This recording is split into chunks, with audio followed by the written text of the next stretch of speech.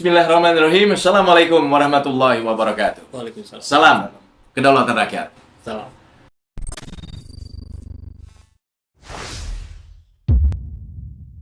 Sahabat, nama Anies Baswedan begitu viral sekarang ini. Nama Anies Baswedan menjadi sorotan tentu saja. Sorotan dalam arti apakah itu untuk pihak yang nggak suka terhadap Anies Baswedan ataukah pihak yang memang mendukung Anies Baswedan. Termasuk nama Anies Baswedan ini menjadi gula yang dikerubuti semut gitu. Nah, sebetulnya apa yang membuat nama Anies Baswedan itu menjadi tokoh yang diperhitungkan terkhusus menjelang Pilpres 2024? Bersama kita sudah hadir Pak Tarmizi. Beliau adalah penggiat sosial dan juga pendakwah. Sekaligus juga ada Kang Saiful Zaman, pemilik channel Saiful Zaman. Pak Tarmizi, mungkin bisa diceritakan apa sebetulnya yang menyebabkan nama Anies Baswedan ini melambung gitu? Ya betul. Kalau saya lihat Anies Rashid Baswedan ini benar-benar beruntung gitu ya. Jadi beliau ini yang dulunya pendukung Jokowi JK di 2014 dan sempat jadi menteri dan akhirnya 2016 diberhentikan sebagai menteri. Ya. Ini momentum pertama beliau yang menarik simpati publik. Semua orang tahu kalau Anies itu adalah think tanknya Jokowi JK, jubirnya Jokowi JK, konseptornya Jokowi JK. Ya. Jadi tiba-tiba di 2016 beliau diberhentikan sebagai Mendikbud. Ya. Yang dulu saya artinya berserbangan secara politik dengan Pak Anies, jadi simpati gitu. Ini ada apa gitu? Pak, kan kita paham betul karena kita mengamati walaupun kita pendukung Prabowo Hatta gitu ya. Pendukung Prabowo Hatta, kita melihat posisi Pak Anies seperti ini nggak tega gitu ya. Kita tahu itu siapa Pak Anies. Ini momentum pertama. Jadi waktu itu langsung publik bersimpati sama Pak Anies. Wah, ini ada apa kan gitu. Ya. Nah, tak lama dari situ, mungkin ini skenario Allah. 2017 Pilkada DKI Jakarta rasa Pilpres. Bermula dari keseleonya lidahnya Ahok di Pulau Seribu. Muncul lagi simpati publik. Jadi dulu yang kita katakan itu Pilkada DKI Jakarta rasa Pilpres, semua itu nama Anies itu terkenal gara-gara Pilkada DKI. Padahal dia untuk mencalonkan gubernur DKI. Ya kan kita lihat, itu momentum kedua dan nama beliau sekarang melambung ketika beliau kunjungan ke daerah disambut baik karena memang Pilkada DKI rasa Pilpres. Nah, sekarang saya merasakan terus dan itu berefek sampai dengan hari ini. Jadi momentum yang ketiga itu adalah di 2024. Ini sepertinya 2024 ini kalau kita lihat momentumnya itu adalah momentumnya milik Pak Anies. Jadi bukan kita kita secara real sekarang siapa yang elektabilitasnya naik. Pak Anies itu tanpa bekerja timnya untuk menaikkan elektabilitas. Pak Anies itu masih bertugas di Jakarta. Nggak ada kampanye segala macam. Tapi itu mengalir bagai air, bagai magnet, kata Kang Epul itu mendekat semua ketika Pak Anies kunjungan ke Lombok, ke Balikpapan, ke Bandung gitu. Itu luar biasa sambutan. Orang ingat Pak Anies. Ingatnya apa? Di Pilkada 2017 rasa Pilpres. Ya. Kang Epul, kalau dilihat tadi dari penjelasan Pak Tarmizi, momen-momen ini, momentum-momentum tadi yang diceritakan itu, apakah dimanfaatkan dengan sangat cermat dan baik oleh Pak Anies Baswedan? Ya, saya kira itu hal yang wajar dilakukan oleh Pak Anies. Tapi kalau ditarik mundur jauh lebih ke belakang lagi, sebetulnya bahkan ketika Pak Anies tidak menjabat di pemerintahan pun, beliau sudah berkarya. Kita tahu ada kegiatan urun tangan. Dia mengumpulkan para praktisi pekerjaan apapun itu, ada yang direktur bank, ada yang pegawai swasta, ada yang ini segala macam, itu ditarik, diajak oleh Pak Anies untuk turun ke daerah-daerah mengajarkan tentang Gerakan Indonesia Mengajar. Gerakan Indonesia Mengajar ya. Masuk sekolah-sekolah, pelosok-pelosok, orang-orang yang kemudian anak-anak SD dipertemukan dengan orang bankir, dengan seorang pejabat gitu yang selama hidupnya barangkali kalau di daerah itu tidak pernah ketemu pejabat gitu. Nah, jadi ada motivasi, gerakan motivasi yang luar biasa dari seorang Anies Baswedan. Saya kira itu menjadi titik yang lebih awal sebelum kemudian beliau bergabung dengan timnya Pak Jokowi. Dan menariknya adalah memang saya kira dimanapun di dunia ini orang yang terzalimi oleh penguasa itu akan mendapatkan respon yang besar dari rakyat. Dan itu sebetulnya sudah terjadi juga pada Ibu Mega dulu gitu, ketika PDIP-nya akan diambil alih oleh peristiwa Kuda Tuli itu ya. Suryadi ya betul. Akhirnya kan di situ titik kebangkitan PDIP. Nah kemudian rasanya mungkin dari situlah kita lihat ada beberapa pola yang itu memang dimanfaatkan, seperti Pak Anies memanfaatkan momentum itu. Tapi ada juga yang diada-adakan gitu ya. Jadi ada playing victim gitu. Merasa seolah-olah dirinya disudutkan, disalahkan, dihina dan sebagainya untuk menarik simpati. Tapi ya kita sebetulnya bisa merasakan karena itu kan persoalan emosi, persoalan rasa. Rasa itu sulit dibohongi gitu. Ya seperti bagaimana Pak Anies ketika datang ke satu tempat kemudian dikerubuti dengan pejabat lain yang datang dikerubuti. Kerumunannya sama tapi yang ini settingan, yang ini natural gitu. Betul.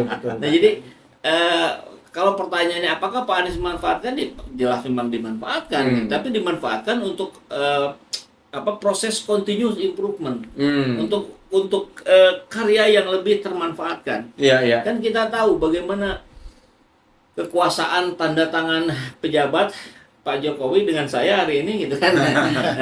Makanya kenapa seorang yang baik seperti Anies Baswedan itu saya kira banyak orang mendoakan untuk menjadi pemimpin tertinggi di negeri ini agar negerinya juga menjadi baik gitu. Tapi apa iya sih itu saja bisa membuat momentum tadi, kemudian prestasi melalui programnya Pak Anies, apa iya sih itu cukup itu saja yang membuat Pak Anies menjadi besar seperti sekarang namanya Pak Tarmizi? Jadi saya melihat ya dari ada semacam ini dugaan saya gitu ya.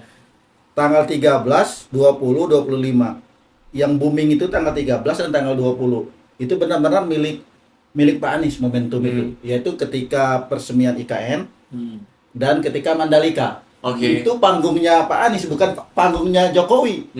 Jadi ada, maaf ini ya, ini kan kita hanya bisa menduga-duga gitu ya. Jangan-jangan nih Pak Jokowi sekarang udah mulai mendukung Anies. Soalnya kenapa? Kok jadi Mandalika?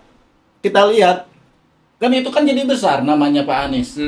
Sama di kasus IKN. Kenapa yang besarnya bukan Jokowi? Jadi mungkin Jokowi ingin menebus kesalahan, tanda kutip, menebus ke Pak Anies. Ya deh, sekarang milik panggungmu gitu ya. Aku mendukung dari belakang. Tapi itu tidak dipublish, tidak diungkapkan. Tapi kita yang orang umum ini, jangan-jangan Pak Jokowi sekarang mendukung Anies. Gitu. Karena mendukung Ganjar, sepertinya Ganjar agak berat dapat tiket dari PDIP kan gitu. Kan bisa jadi namanya politik kan. Ini biasanya di belakang tokoh-tokoh ini ada konseptor ini, ada think tank ya kan yang membuat pergerakan di setiap momen, kemudian panggung baik itu yang kasat mata terlihat di setting maupun yang tidak terlihat di setting gitu loh. Kang, saya pun melihatnya sebenarnya di belakangnya ada tim gitu yang membuat Anies. Tim khusus untuk persiapan Anies Presiden 2024 tidak ada. Tidak ada. Saya pastikan itu belum ada. Tidak ada, belum ada. Karena suatu saat pasti ada. Tapi tim yang menemani Pak Anies, yang memberikan masukan-masukan, saya kira itu sudah pasti ada. Karena siapapun pejabat yang ada di level itu pasti ada. Staf khusus, staf ahli dan sebagainya. Nah, yang menarik adalah ketika seorang pemimpinnya saja sudah secerdas Pak Anies, biasanya orang-orang yang berada di lingkungannya itu tidak jauh gitu. Pasti juga PhD misalkan para doktor dan seterusnya. Sehingga kita bisa lihat bagaimana aksi-aksi seorang Anies Baswedan itu selalu nampak elegan gitu. Selalu tampak menunjukkan kewibawaan dan itu natural gitu. Bagaimana ketika misalkan Pak Jokowi ngeluh tentang impor barang segala macam, kemudian Anies menjawab di forum masjid misalkan, memastikan bahwa dia kan dikasih sorban tuh. Ini sorbannya lokal atau impor nih? Mudah-mudahan lokal ya. Jadi, selalu nuansanya itu nuansa kesejukan yang bisa kita dengar dan kita terima. Maka tentu sekali lagi saya ingin memastikan dugaan saya secara pribadi tim Anies ini ada cukup banyak, saya kira lebih dari 2 orang, dan dia orang-orang hebat yang bisa menjaga Anies tetap dalam koridornya sampai Ya, saat ini. ya. Ini menarik ini ketika kita berada di peers atau lingkungan yang sama dengan kita, satu frekuensi, itu biasanya akan saling menguatkan, ya kan? Istilahnya kalau bahasa Inggris itu your vibe attracts your tribe attracts your vibe. Nah, ini menjadi menarik gitu. Ketika seorang pemimpin atau calon pemimpin, kecerdasan itu akan terlihat. Maka biasanya itu akan juga menularkan ke orang-orang di sekitarnya. Ketika kita bicara soal sosok ini, Pak Tarmizi, publik sepertinya perlu juga tanpa membedakan satu dengan yang lainnya. Sebetulnya kecerdasan Anies Baswedan ini dinilai di lingkungan sekitarnya itu seperti apa? Ya, kecerdasan politik Pak Anies itu di atas rata-rata. Saya melihat sendiri ya, membaca baik dari berita, baca juga dari Instagram, ya, media sosial. Memang beliau itu punya kecerdasan yang luar biasa, yang tidak diperhitungkan orang. Sebenarnya kita ambil contoh sederhana saja, Mandalika dan IKN. Sebenarnya itu bisa jadi panggung Ganjar. Toh di Mandalika, Mandalika katanya Ganjar juga ada, tapi tidak dimunculkan. Tapi di IKN Ganjar datang, Anies datang, Ridwan Kamil datang. Tapi kenapa yang jadi panggung itu justru Anies? Hanya membawa tanah dari kampung akuarium, sementara yang lain bawa kampung keramat. Jadi waktu itu gagalnya IKN,